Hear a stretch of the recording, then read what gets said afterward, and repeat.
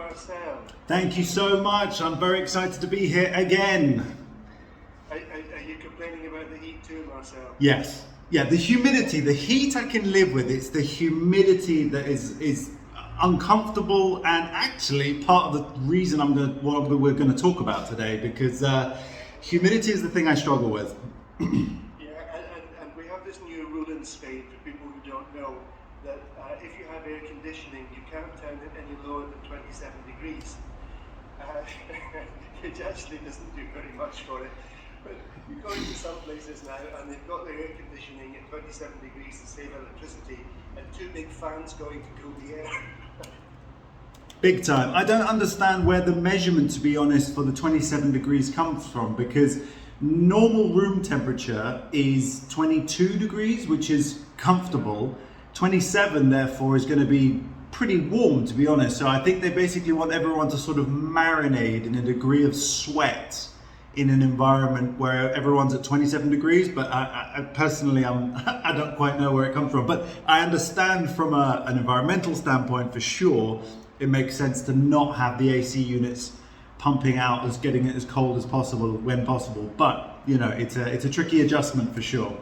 If you set it to 27 degrees, and then you're going to run two fans to cool the air down. That's right. More electricity. That's right. Yeah, exactly. You're just going to find other things. Yeah. Marcel, before we get on to our topic today, I want to ask you a general question. Yep. I meet people all the time, really, in my role as a counsellor. Whenever we go down to the village or go to other parts of Meath, people always stop in and have a chat. And I usually make the mistake of saying, "How are you?" because they tell me. Yeah. I keep passing your number on to people and your website on to people. Excellent. Because a lot of people are complaining about aches and pains and things that are not working properly and whatever. And do you think, Marcel, that generally people leave it too late to come to someone like you? That they put up with it for too long? Yes. Absolutely. So, I mean, you've hit the nail on the head perfectly there. What the general consensus is, and I'm probably guilty even of this myself, is that we wait and wait and wait and wait and wait until we can't wait any longer, until we literally can't bear whatever it is we're experiencing, pain, limited movement, etc. And then we come desperately to come and see somebody. And yes, you referred our mutual friend who did come and see me yesterday, but you know, it was as long as he could endure it. And then we got almost an immediate reaction to the positive, which was absolutely fantastic. But it's very, very common that we wait until, because there are some occasions where it goes away by itself. There are a few occasions where you give it a bit of time, your body does whatever it has to do, it relaxes perhaps, or you stretch it out and it goes away, etc. But I would generally say, as a rule of thumb, if you've had something consistently for more than 3 days, you need to start considering getting it looked at. If it comes up to the 5th day, make the appointment. Yeah, and of course, we are talking here about, musculoskeletal type problems. Correct. We're not talking about if someone's got bad indigestion or whatever. No. We are talking about things that can be treated by physical therapy. That's right. That's right. Yeah. No, we're talking about things that you've got in joint pain. You've got a lot of pain in a particular muscle. You've got back pain, which is the thing that I see a lot. At the moment, I'm dealing with a lot of neck and shoulder issues. And the therapy works really well so far. So it's something that does work, but you have, and funnily enough, a lot of the clients that I've been seeing recently haven't been to practitioners before, or they have, excuse me. And I have a client at the moment from London who said, "Can I put you in my bag and send you back with me because I want you to be my therapist in London?" And I love hearing things like that. Excuse me. So that's awesome, because sometimes different things work differently for different people. And so even if you go to a practitioner for one given problem, do consider others. Don't just knock one on the head and say, right, okay, well, I've been to a chiropractor and it didn't work, so I'm not going to bother, I'm just going to ignore it. Your best bet is always try and go to either a different chiropractor or a different medical professional who's able to deal with it, and just give that a go. Because obviously, whilst I'm not suggesting that you throw money away, you need to try and find a solution to what is a problem for you, and which could become a long-term problem as well. So it's always good, because the chances are there's somebody out there that can help you. And in your clinic, Marcel, since you moved to your new premises, you've been sort of extending the range of services that you have. And you know, I think that's quite important, because if I've got a pain somewhere, you know, I know very little about this whole world, and I don't necessarily know whether I need a physio or a chiropractor or osteopath or absolutely. whatever. And it may well be, I go, oh yeah, well I've got pain in my back, I better go to a chiropractor, and maybe actually it's not chiropractic that I need. Maybe, you know, and I think that the fact that you have a range of professionals working within your clinic, because you might well say, well look, this is not something that I can help you with, but my colleague can. Exactly. Yeah. And that the point of the increased provision of service is because if I can offer a complete holistic solution, then I've got all my bases covered, you see. So I will have practitioners working with me now who will do things that I don't do, or they will do things that will be a continuation of what I do. And that works really well. Sometimes there may be clients who come to see them, and then they feel like what I do would complement what they're doing already.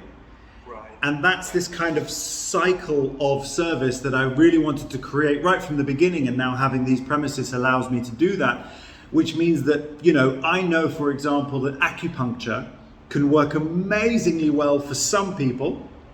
And of course, just like any therapy, it doesn't necessarily work amazingly for everybody, but it can work really, really well for some people. And the acupuncture is not a service that I provide. So I have an acupuncturist who is a very well-trained and qualified traditional Chinese medicine therapist who is able to really fine-tune whatever they need in that capacity of acupuncture. I have the same now in relation to postural assessment and work, as well as a Pilates specialist. And then of course we do strength training and personal training as well, which is awesome. So that's always necessary. But this kind of gets round the idea of what you were saying, Marcel, that sometimes people say, oh, you know, I went to a chiropractor and it didn't work. Well, maybe it wasn't a chiropractor they needed. Exactly. But once a person walks through that chiropractor's door, they're not going to very easily just go, oh, well, it's not me you need to see. You need to go and see Marcel instead. There you go. That's right. They're not going to be too keen on doing that, right? But if it's all under one roof, then it's here and available, and you can obviously come and see the person that either I, as the health professional, think is most suitable, or you can make the choice for yourself.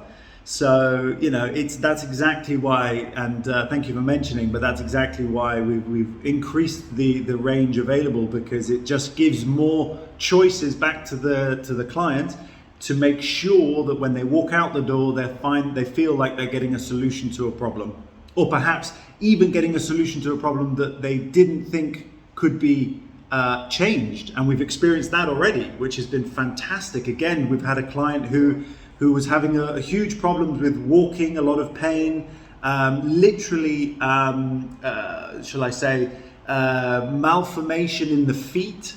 And now we're able to actually work and change that structurally so that she's now experiencing no pain, walking freely, and feeling like, you know, her life is completely different. And it's such a wonderful opportunity to be able to help people change something they never thought they could, basically. So that's really exciting. We've got a lot more to do. Yeah. Okay, Marcel, Dave just said, did you buy a pair of rollerblades? Nice, smart. That's a good lateral thinking there. I like that. I like that a lot. But no. It could well result in some return custom as well, couldn't it? That would work, yes, exactly. People falling over regularly and tripping is good for business. No, that's not the business I generally see. But Yeah, no, she's walking on her own 2 feet, and that was exactly the goal. She may feel like going rollerblading now, whereas she might not have been before, but now she actually can walk comfortably on her own feet, which is exactly the goal here. So yeah, definitely improving there. Okay, Marcel, I kind of distracted you at the beginning. That's there. fine. There's things that were going through my head, and I thought it might be useful just to have that little conversation. No, I love it. But you're going to talk to us today about cramps. Cramp. Yeah. Now, cramp might not be the most exciting. I can already see Dave going, cramp? What's this? Who's this for? I know. But believe me, it's much more common than you think. And obviously, a show of hands if you've ever had a cramp. Let's be honest. Sit down, Dave, sit down. Put it away. Okay, so if you've ever had a cramp,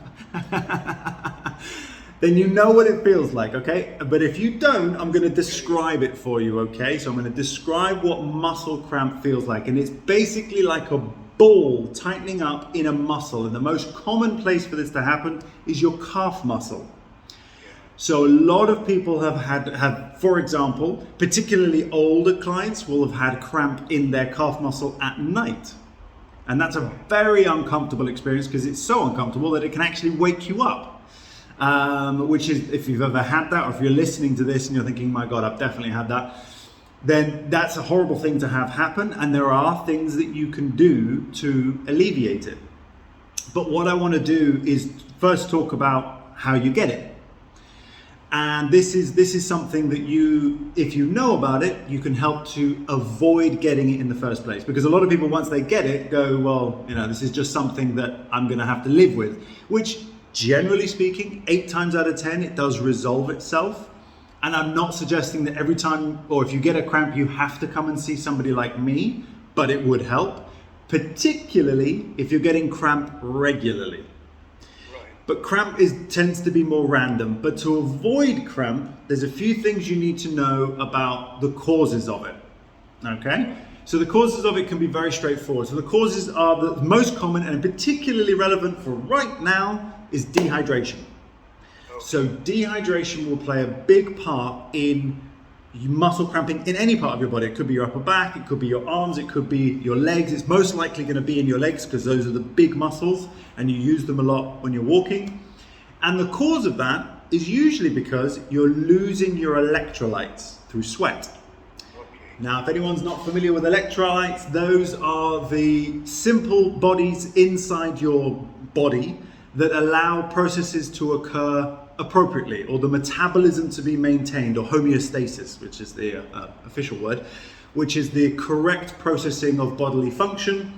If you empty out and leak your electrolytes, which facilitate muscle contraction, for example, then your muscles are going to start to grind to a halt. It's a bit like leaking oil from an engine, right? If you imagine that, you're leaking oil, what's going to happen? The engine's going to start to grind down and eventually come to a stop. Now, our bodies are very amazing. We can replace them very, very quickly. But quick show of hands out of you two fellas, how do you replace your electrolytes? Or you actually can tell me rather than show me your hands. It's not with an extra glass of wine, is it? It's not, no. You do get other benefits from wine, I'll give you that. You do get other benefits from wine, but wine isn't going to be one. And wine is a problem because it's a diuretic. So alcohol is a diuretic. So that was another cause for potentially getting cramp, which I was going to come to, but you beat me to it. Thanks for that one, Bill.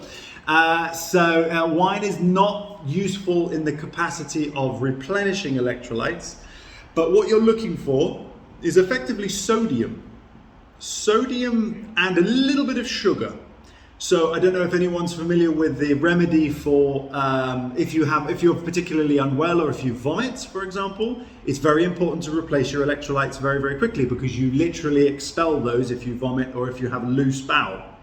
So you need to replace your electrolytes and your gut biome, and that's simply done with sodium, which can be salt, small amount of salt, and a little bit of glucose, so some form of sugar of some description. So for example, a cup of tea with a little bit of sugar and a little bit of salt is a brilliant way when it's cold, not when it's hot, when it's cold, to replace your electrolytes really, really quickly. So in cooler temperatures, a cup of tea with those two things is brilliant for either cramping and or if you've been sweating a lot, or if you have vomited or have loose bowel. But in the summertime, you can obviously make your own drinks up. There are plenty of sports drinks that say they contain electrolyte replacement in it, which is true, but they also contain way too much sugar, so you wouldn't want too much of that.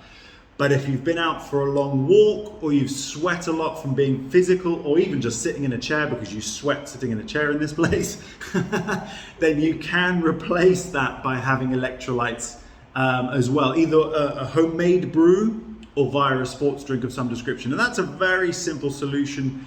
Or if you're playing sports, obviously consuming those electrolytes before and during the sports is going to help to avoid cramping as well. And that's something I'm conscious of when I play paddle, particularly at this time of year. Yeah, and it's very clear, I mean, on the salts issue, I mean, you just have to lick your sweaty skin and you taste the salt. That's right. That's right. And that's not the way I would suggest you replace your electrolytes. You don't have to be like a cat just licking your own arms, because that's something that I would imagine Dave is all up for, but otherwise most people probably not. Here we go, he's coming on now. So it's just not, I can't resist this one. So yeah. Somebody, maybe a young lady that's sweating to death, that'll be like, there we go. I knew you'd come up with a good idea. Alternatively, if it's somebody else you want to lick the arms of, that's optional. Not recommended, but that's optional. Okay, that's not something. I think I'll never give that a miss, actually. Right. Yeah. You could set up a Facebook group with this, couldn't they? Omnilickers or something. Omnilickers. Omnilickers. Love it. I love it. Okay, good. Yeah. Electrolyte replacers. Something like that. Okay. Yeah. Oh, massive. Massive. There's a market for that for sure. But you're right. You're absolutely right, Bill. You can literally taste it when you are, when you're sweating a lot, that you have salt. That's why dogs, for example, dogs, they'll lick a leg or whatever because they can taste the salt as well. They love that stuff. So you're literally leaking it through your body. And what you want to do is replace that as much as possible. Okay, so if you can get that into we tend to consume quite a lot of salt in our diets, but if you've been physically active and you're not eating whilst you're walking, jogging, mountain climbing, playing a sport, generally people aren't eating, it's good to consume a liquid form of electrolytes, which would make a big difference. Yeah, and there's been a huge move in recent years to all this low salt. Yes. And people are buying sort of pre-prepared meals. Yeah. Maybe, I don't know, I'm making this up, maybe they require them with the salt for this kind of climate, for example, that they actually need. Generally speaking, in modern Western diets, we do get plenty of salt. Generally speaking, processed foods tend to have even more salt because it's a flavor.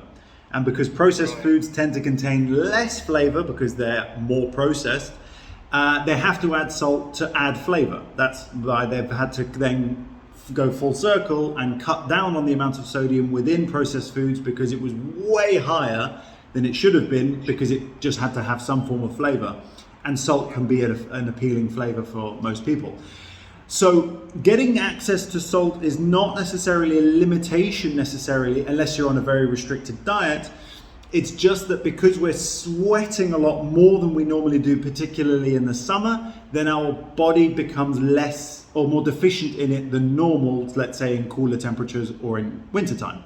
So that type of deficiency, particularly if you get cramp after exercise, physical activity, things like that, that's when you know potentially that you are either too tight, deficient in sodium, or deficient in two other categories that I'm going to mention now, which are very, very relevant, which is potassium, magnesium, and a little added bonus of calcium as well.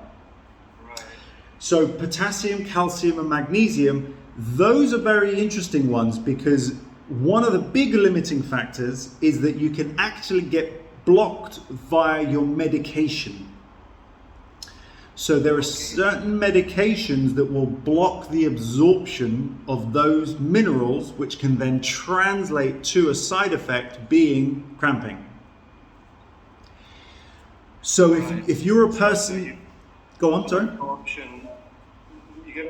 Sorry, you're kind of coming and going a little bit, Marcel. Ah. But you're getting this malabsorption sometimes from these minerals from your food. Yes. Because of other medications. Yes, exactly. So it could be because you're on a certain medication, and those medications would be diuretics, which includes alcohol. So I know that's not a prescribed drug, but it is a drug. Alcohol, diuretics directly themselves. Some people may be on those. Heart medications are also an indication or can prevent it. And then steroids as well. There are some people might be on some forms of steroids that will also block the absorption of those types of minerals, which again can then cause cramping. Right. So you were saying after exercise, but it's not primarily the exercise that's causing the cramping. It's No. the loss of electrolytes through the skin during the exercise that is likely or possibly the cause. Yes. There are cases where it can be the exercise because the muscles themselves are too tight. Marcel has gone frozen there. You're freezing for a moment there. Uh-huh. You need to pay your internet bill, Marcel. Yes, my internet seems to be a bit ropey. Sorry about that. Yeah, I'm fully connected. I've got all the bars, but and it's the only thing connected to it. Let me just see. Yeah, it's the only thing connected to it. So I'm going to turn that off. Okay, you're back on green again. Okay, great. What did you hear last? Tight muscles? You expect me to think back 30 seconds? Yes. Dave, help us out. Right, I'll recap. It can be that the person has been, it can be the deficiency from sweating or leaking these fluids or medication, but it can also be the exercise itself and your muscles are too tight because the cause of it is because, in addition to potentially the other two things we mentioned, in addition to the muscles being too tight and then not being stretched regularly. So when you exercise and you don't stretch, your muscles get tighter and shorter and they lose their elasticity as we get older. So if you're a person who exercises regularly, whether that's walking or playing a sport or something like that, and you don't stretch, which is the majority of people that I play sports with, the potential for cramping is much, much higher. And it might not be at the time, it might be later that night, it might be the following day. And that's because the muscle hasn't been able or allowed to relax back to its normal state. Is there an age component to all of this, or is this something that is common really throughout the age group? So exercise-related cramp is more common in younger people, and general cramp, particularly in the lower limb, particularly at night, is more related to older individuals who have less muscle mass, weaker muscles, and are less likely to use their muscles in their full range of motion. And that can cause cramping. So yeah. Okay, we're going to take a short break in just a moment, Marcel. No problem. After the break, what are you going to talk to us about? And we're still following on this theme. We are. I'm going to talk to you about how to resolve cramp. How do we get rid of it? Particularly if you have it in the lower limb or any part of your body, really. I'm going to give you a couple of solutions. If you're on camera, you're going to see it. If you're listening, I'll do my best to be as descriptive as possible. Okay, we'll be back in just a few minutes. Thank you, Marcel. Brilliant. Dave, it's over to you. Marcel Salazar, welcome back, Marcel. Thank you very much. Good to be here. And we have, it sounds like a kind of dodgy subject, doesn't it? We're going to talk about, what we are talking about, cramps today.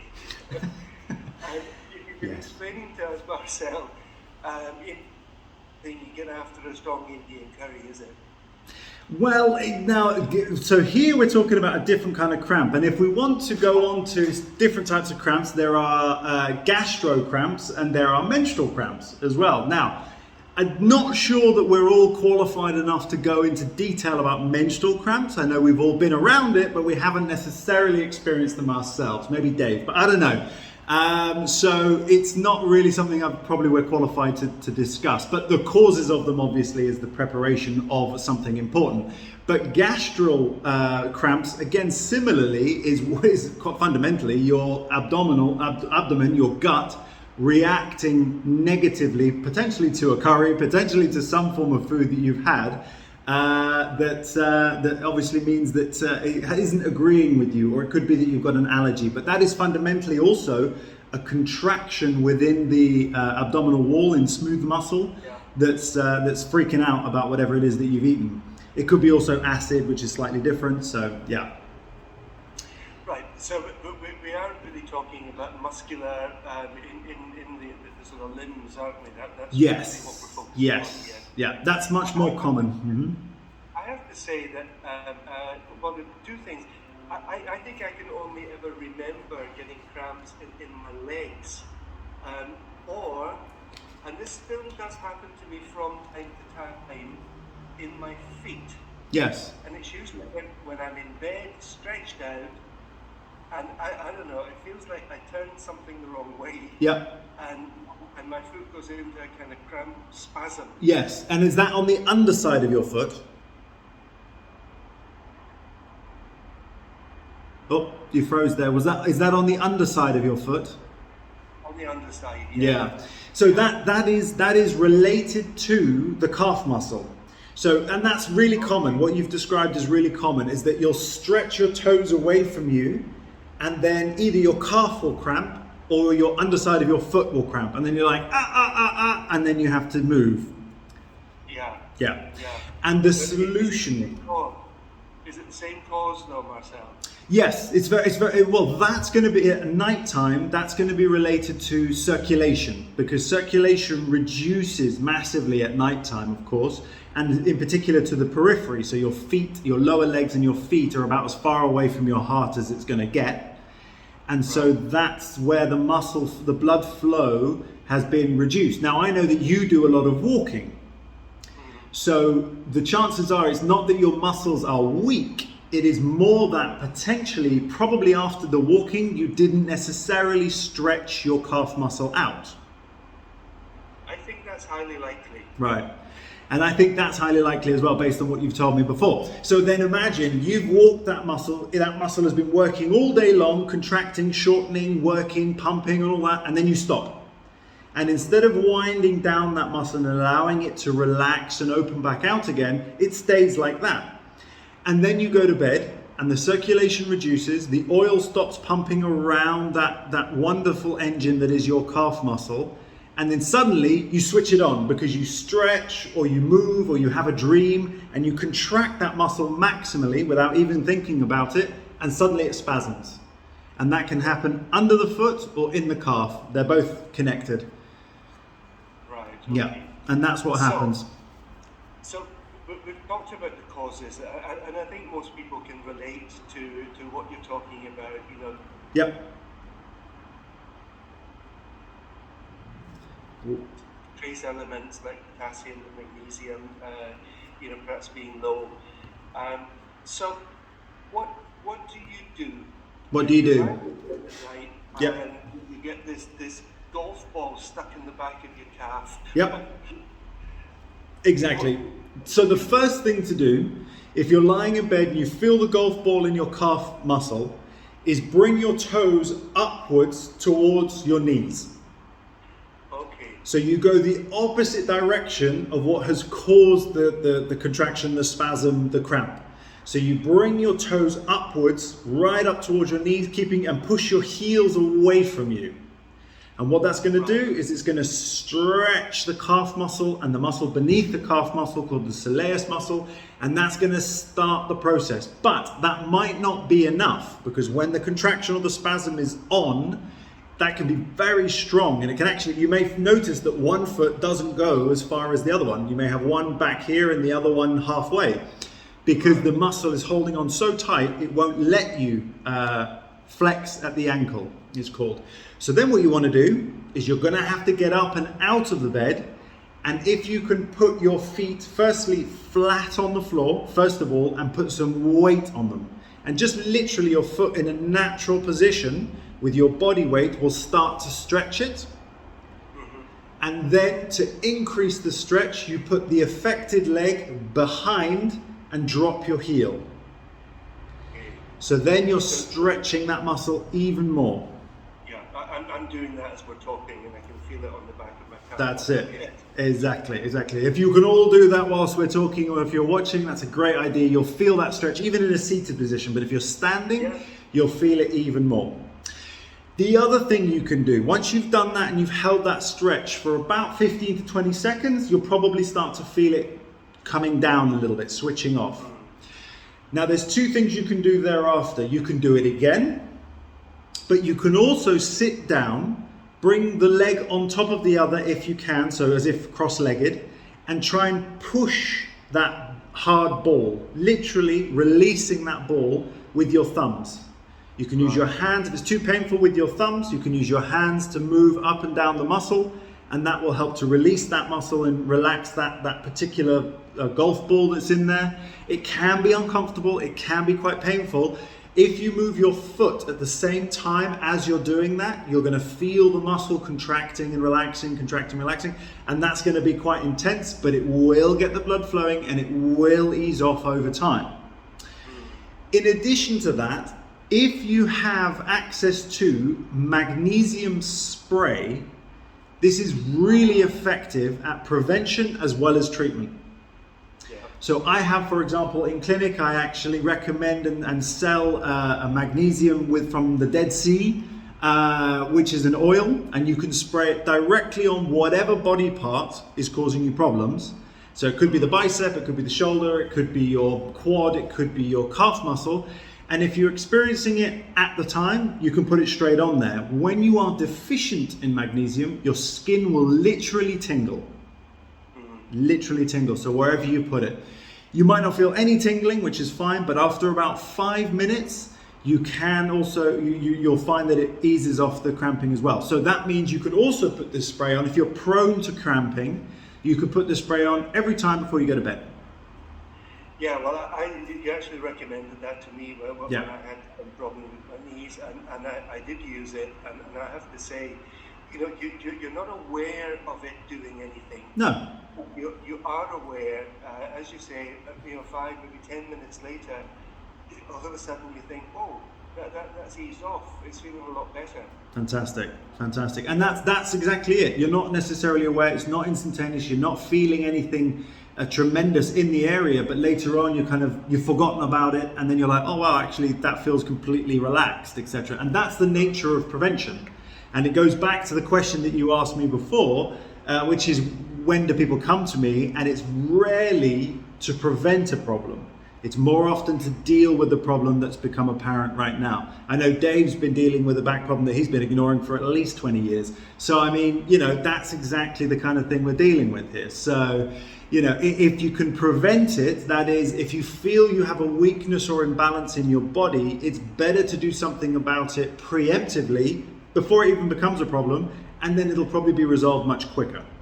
But if you have a problem, then obviously it can be dealt with, but it will probably be a bit more uncomfortable. It might limit your lifestyle, it might stop you from doing certain things, or it could be just really painful, which is most commonly the time that people have a call to action. Their call to action most often is a pain response, which is... I have known people to have this kind of cramping, and so usually it's where you describe, I think, in the calf muscle. Yeah. Even when they're out and about on the street, and they're almost falling over with the pain. That's right. Yeah. But when you live where we do, and you've had already 4 months of temperatures in the 30s and whatever, and then 80% humidity. Yeah. It's very easy for that to happen, isn't it? Yeah, it is. It's very easy it's very easy just to carry on. And that's the thing. Everyone wants to just carry on. It's obviously, there's a certain amount of British mentality about, keep calm and carry on, all that kind of thing. But it's more common in women to pay attention to their bodies, and then they send the men in. That's generally how it goes. Generally speaking, women are more self-aware than men, and then they may come in for an issue they have, and then it'll transpire that their husband has been suffering from back pain for 15 years and hasn't done anything about it, and now obviously needs to get something done. And that's fine, but obviously the sooner you get it looked at, the faster it tends to heal and recover. Yeah.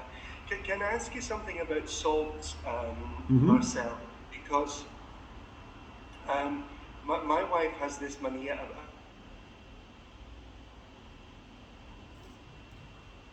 we used to get in big sort of tubes, and only uses we only use at home the Himalayan sea salt. Yeah. And she reckons that it actually contains a lot more of the minerals and ingredients that your body needs than this refined salt does. What is your thought? What are your thoughts about that? Totally agree. As far as we understand so far, Himalayan salts with the pinkish color is very, very popular. And as a result of it being very popular, it's important to try and get one that is real. And validating that is quite difficult, because if the packaging looks legit, how would you know? But ultimately, if you do get the real deal, you're going to be getting natural minerals that have been in the earth for tens of thousands of years, which is only going to benefit you. Exactly as we mentioned before, table salt is perfectly refined and processed to contain only what is absolutely necessary, which is the sodium. Which is the salt essentially, but there is no nutritional value, and salt can have nutritional value because of other minerals that come with it, such as with naturally sourced Himalayan salt. There are other forms of salt as well, but that is going to be far more nutritious for your body than table salt, which again is a very highly processed, usually chemically processed product, which has no very, very little other than an enhanced flavoring situation. Yeah, and I have to say, I mean, we've been using, we can source good Himalayan salt down here in some of the herbal stores. What I have noticed is you're obviously getting your sodium and iodine and all these other things that are good for keeping this balance in your body, but it's actually difficult to over salt things with it. Yep. It's not as potent. So you exactly. Things, and you're not sort of screwing your face up when you take your first mouthful. Well, so exactly that, you're absolutely right, and that's the thing. Table salt has been manufactured to be as salty as it can possibly be, which means you don't have to use as much. Think of it in exactly the same way as sugar and sweeteners. Right. Sweeteners are up to 1,000 times sweeter than sugar, which means that you need to use less, but it's much cheaper to produce, and it's all chemically created. So your body responds to it in the same way as if it is 1,000 times sweeter. So you get hormonal responses, you get digestive responses, you get gut responses. So again, this is why sweeteners are not necessarily as beneficial, shall we say, as they are professed to be, and time is proving that. Yeah. So you were talking us through this kind of response, especially if it happens during the night, to cramp, let's just say in the lower limbs. Yeah. And it really is. I'd worked this out pretty much for myself. What you're describing there, that if I pull my foot up towards my face up towards the upper part of my body, I didn't register what I was doing was sitting the muscles on the back of my calf. Yeah. But it certainly is the way to this stretching. Yeah, it seemed logical, and that was right. That's the right thing to do. Absolutely. What else would you like to say to us about this whole thing? Well, so if you can, where this is relevant perhaps for another group of people is for people who are physically active and either experience cramp at the time. So let's say you're playing a sport and you get a cramp in a given muscle, again, the calf muscle, the hamstring muscle, it could be even your bicep, it could be your quad muscle, the muscle at the front of the thigh.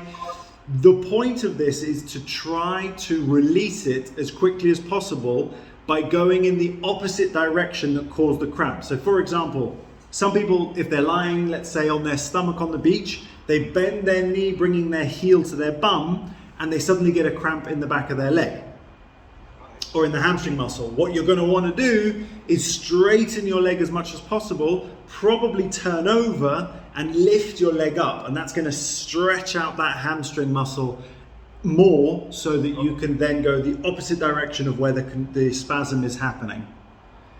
So if you're playing a sport where you're running around a football pitch, people probably have seen this. If you ever watched football, you'll see somebody gets a cramp. The first thing they do is start to stretch that person out by either straightening their leg, pushing their toes down towards their face.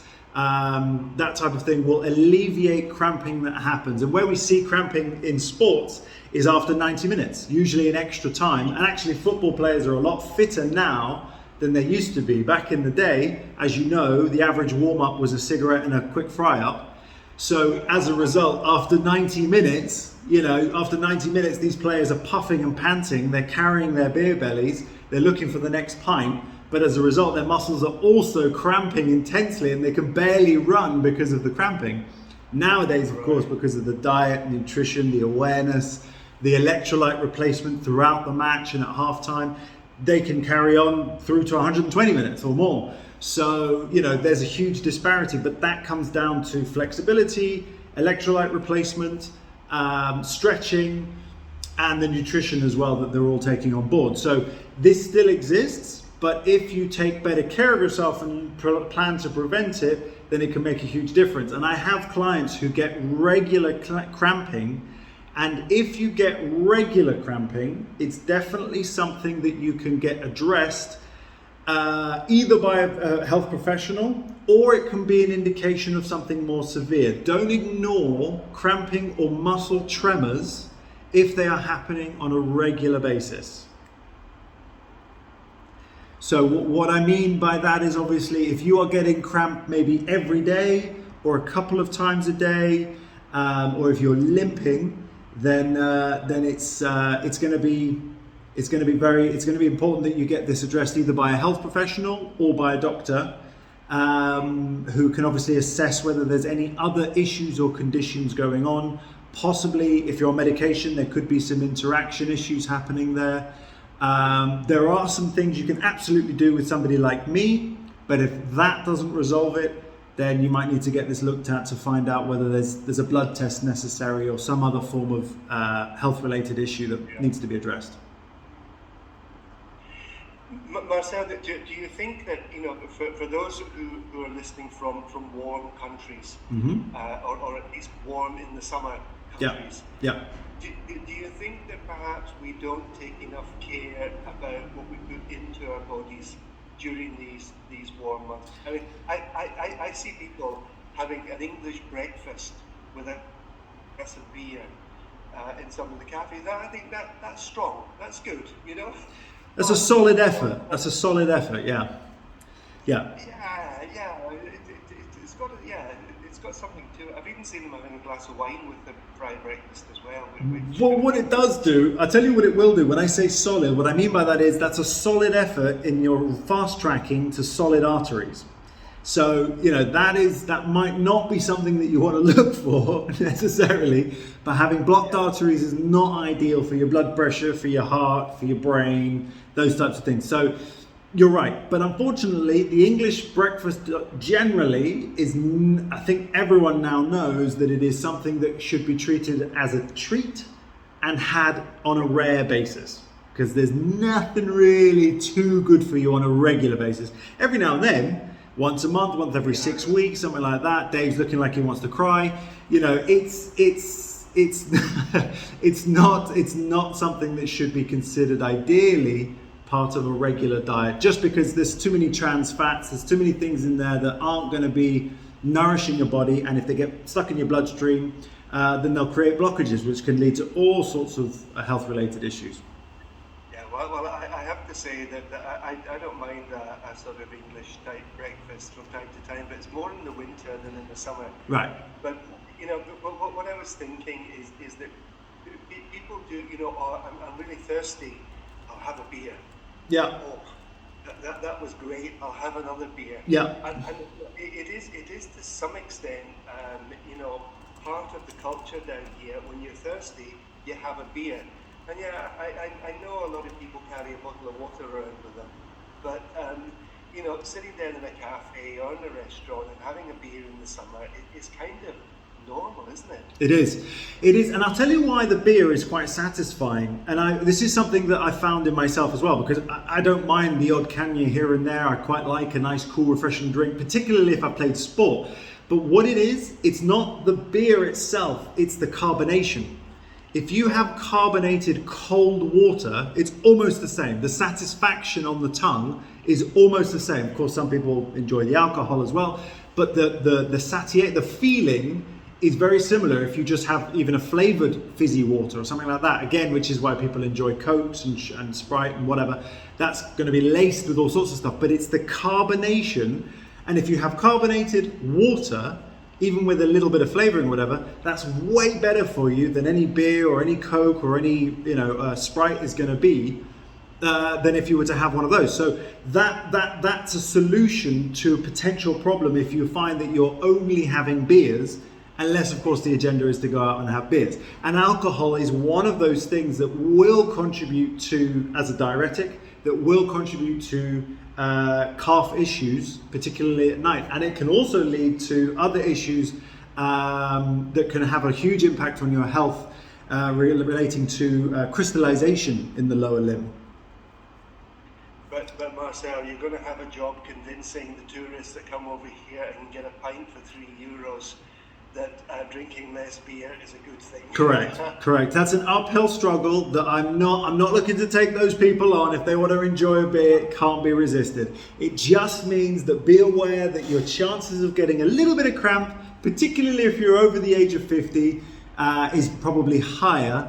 If you're drinking all the time, regardless of your age, it's probably some other health issues that are going to come about from it as well. But obviously enjoy your holiday. That's the most important thing. Especially when you're into day 4 of the holiday, Marcel.